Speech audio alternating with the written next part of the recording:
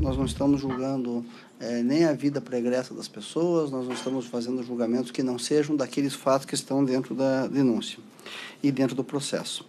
Então, o que nós temos até aqui? Um presidente da República que nomeia diretores de uma estatal que engendram, juntamente com o Clube das Empreiteiras, o maior esquema de corrupção da história do Brasil. Não há dúvida, o processo demonstrou que a Petrobras foi vítima de uma refinada organização criminosa. A esperança da Petrobras na solução dos problemas que ainda a aflige caminha junto com a esperança do Brasil, presidente. A esperança de hoje, neste momento, é, senhor presidente, a condenação desses réus. Não se pode deixar de analisar todos os graves fatos que foram praticados pelo juiz de primeiro grau ao longo das investigações, ao longo da ação, a divulgação de conversas telefônicas entre o ex-presidente Lula e a então presidente Dilma. O que foi aquilo? Aquilo foi um ato político praticado por um juiz. Não, o triplex não é do ex-presidente Lula. Todos nós sabemos que o triplex pertence e sempre pertenceu ao AS Empreendimentos. A propriedade, segundo a lei, segundo o artigo 1228, é aquele que detém, que consta no cartório de registro de imóveis. Também não tem a posse, que o ex-presidente jamais recebeu. As chaves jamais passou um dia e jamais passou uma noite. Não há nada que se possa demonstrar que ele recebeu esta propriedade. Não se exige a demonstração de participação ativa do Luiz Inácio Lula da Silva em cada um dos contratos.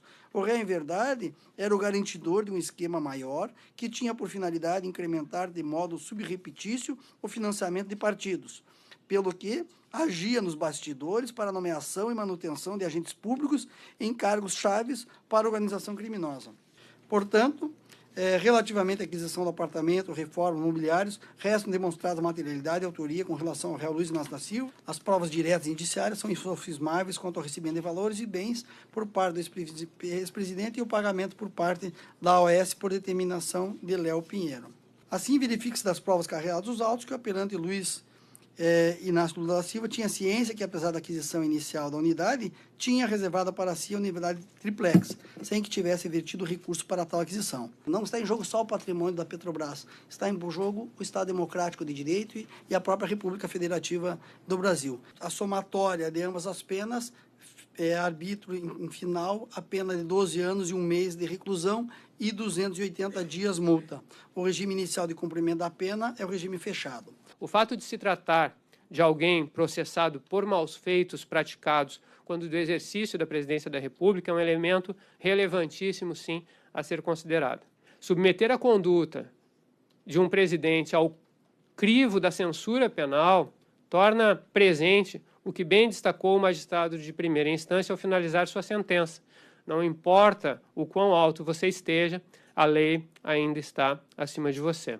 Relativamente à autoria e à culpabilidade de Luiz Inácio Lula da Silva, o vínculo de causalidade entre a sua conduta e os crimes praticados é inequívoco. Luiz Inácio agiu pessoalmente para tanto, bancando quedas de braço com o Conselho da Petrobras, forte na condição de presidente da República. Nós temos que, a partir das provas que foram produzidas, formar a nossa convicção diante de provas que sejam substancialmente verossímeis.